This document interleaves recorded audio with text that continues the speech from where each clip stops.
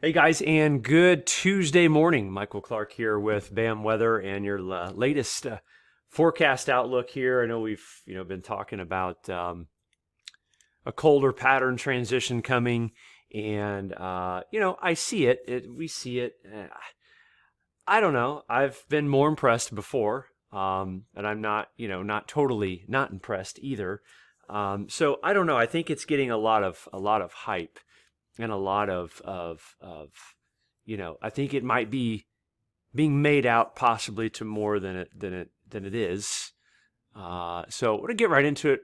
Again, I always try to bring you a realistic, level-headed analysis on just what we think the forecast is, and without emotion or bias tied into that. It's just what it is, and that's what we're going to try and do for you today. So, how's everybody doing this Tuesday morning? Share this with a friend. Let's chat. Let's talk weather. This is a look at Clarity Radar this morning.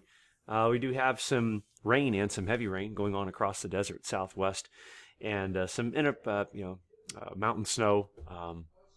That's just not that busy anywhere. It's a relatively pretty inactive pattern right now here over much of the U.S. Okay. Temperatures since December 1st. Shield your eyes. This is the rank of temperatures as they are from the warmest ever on record, or at least back to 1893, winter to date. So we're looking since the start of winter. It is essentially the warmest winter that anyone probably can remember across Minnesota, Wisconsin, and Michigan. It's really the first, second, if you average it all together, it's the second warmest stretch in 132 years.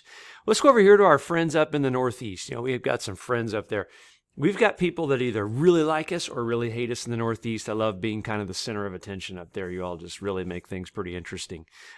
Regardless, nonetheless, here, you look at the Northeast, and since 1893, you could really say you're running about the sixth, maybe the seventh warmest winter to date since 1893. And I love it because what I get is it hasn't been mild up here, been cold up here.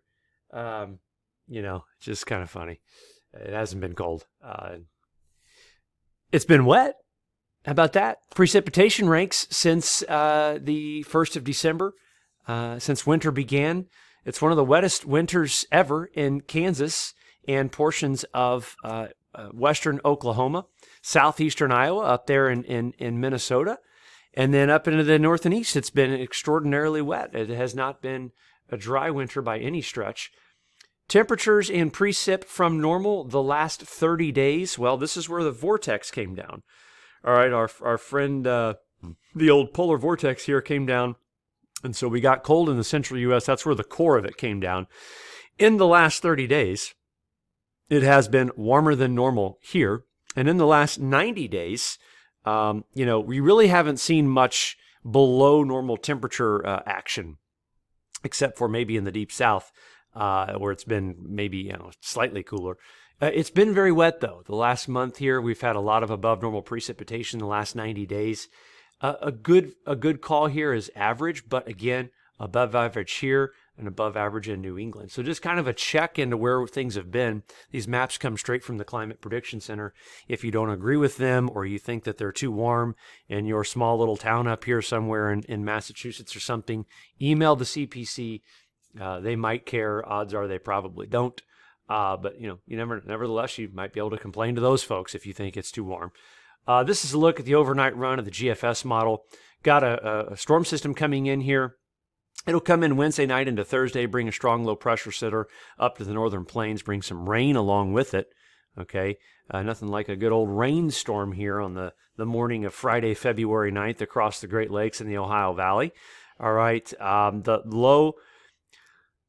Listen, more rain across the deep south, and then I've been told we need to watch this weekend for a storm that can produce a winter storm. The pattern is favorable, and I do happen to agree with the team here. The guys are watching this, but this would come Sunday night into Monday. Low pressure center would develop across portions of Kentucky. A decent shot of snow possibly, if this were to be correct. That low would then do its classic transfer idea. See that secondary low that wants to develop Monday night here off the coast? Right here. Watch that one. Whoop, right there. We're starting to hand off the energy, and oh, look at that. Boy, it's going to be a interesting evolution here. Could be a nasty nor'easter possibly next Tuesday morning. Again, we're getting out into day 6, 7, day 8 here. We're kind of stretching it. But nonetheless, there's a potential that there's a decent winter storm here in the cards. And I'll tell you, let's go ahead and probably highlight this area right in through here for possibly a pretty significant, for each area in its own sense of normalcy, a pretty significant winter storm being possible Sunday, Monday, into Tuesday of next week, if we ask that particular weather model, the GFS, overnight GFS.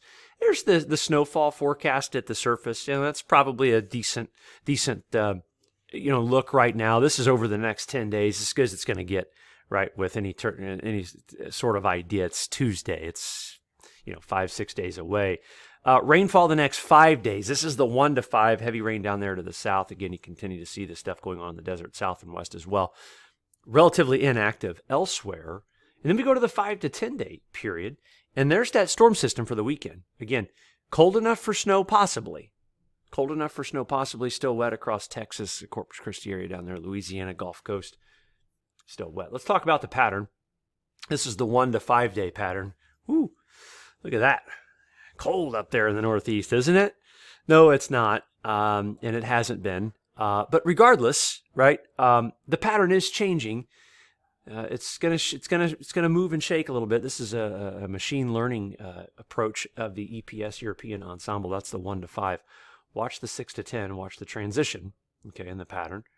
Maybe right there. You go. You start to see the ridge develop in the PNW.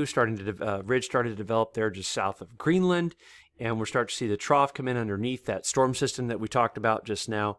Will probably usher in a little bit of a change. And by the 10 to 15, you have a really nice look. Now, let's preface really nice look.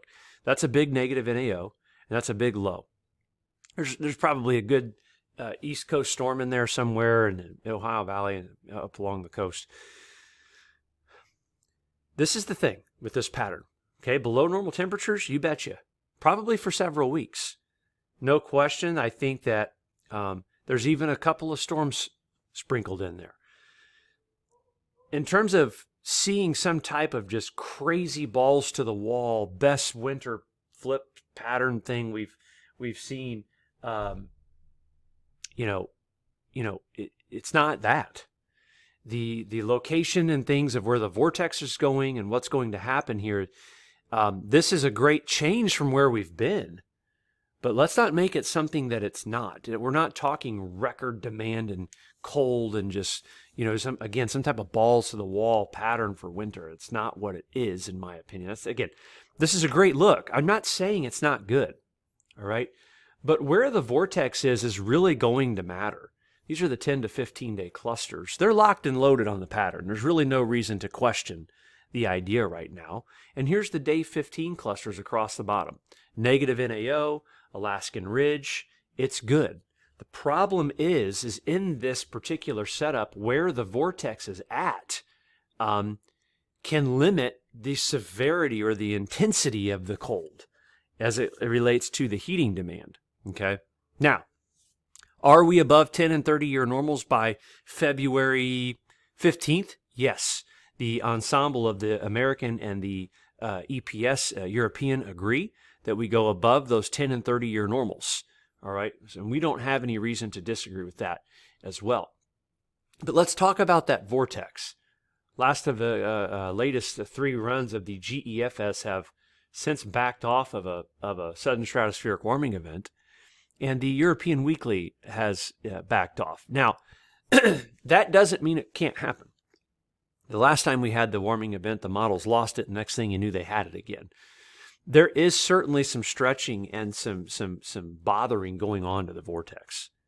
Okay, I'm not saying it's not going to happen, but it's one of those things where we've got to watch it. Here's the European Weekly, week 1, vortex. I believe, did I have that? Yeah, this is right. Watch this week 2. Okay. Let me get this over here. Here we go. Okay. Here's the vortex over here. Okay, across the east. See, it's kind of stretched, right? It's available for tapping. And then week 3, the warming goes in up over the pole, up on the other side of the planet, and forces the vortex further south. All right? Again, excuse me, not a split, but a displacement, rather, a stretched vortex that will bring a nice pattern. It'll bring a cold pattern, and it'll bring a wintry one, right? Just not the most intense or insane wintry pattern we've seen. All right? And then here's all the way out to week 4 on the European Weekly. Okay? We've still got the vortex displaced and sprawled out, and it's probably an extended period of time of colder weather and stormy weather along the coastal regions. Here's week 1. Okay? Very warm. Here's week 2. It's starting to give way. Okay? Still warm in the northern plains, right? In the Great Lakes. Here's week 3. All right? Again, it's right off the European Weekly, updates every day. You guys can go look at this. When we look at the tropical forcing analogs, this is a good forecast. You know, you're talking a couple of degrees below normal, and you know, you can. It's tapping in. The vortex is stretched out along and through here. You can see how the surface is responding to where the vortex is. It's not a split and the lobe is coming down right into the U.S. and we're going to have record demand and heating. Okay. Here's week 4. Something in my throat here. There's week 5. All right.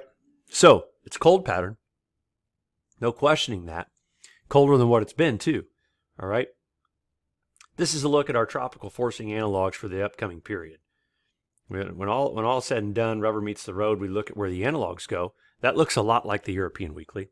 Okay. Where the cold is. Woo. Boy, I'm a mess this morning. This is where the cold is. All right. On the weekly, on the modeling itself, it makes sense. Where the vortex is at, it makes sense. We look at those tropical forcing analogs. I like this. I like where the cold is at, and I like it when we look at the model where it's got it going. Precipitation. This makes sense because I think it's one of those patterns where your storm track is probably about like this, some sort, and your snow in this pattern is probably. I got to be careful how I draw this. It's probably something about like this. You know, maybe something like that. Maybe that's where your snow's focused. Maybe you get one a little bit further north in here. Maybe you get one a little bit further south in here and up along the coast. But this is kind of, the precipitation is overall, when you look at this in the Midwest and the Great Lakes, from normal, it's a drier than normal pattern. But you're going to be watching southern storm systems bring the potential for wintry precipitation. I like this. I like the looks of this. So it brings us to our week 3 and 4 forecast, the official forecast. We posted a map a while ago, looked a lot like this. The guys have done a great job with the long range. Above the 10 and 30-year normals and colder than last year. Okay? So again, this is a colder end of the month and open to March. Much below normal possible there in the southeast. Check that out.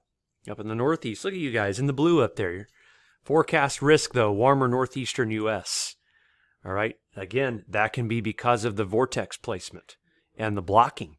The strong Hudson Bay ridge and NAO can at times keep it a little bit warmer there in the north and east.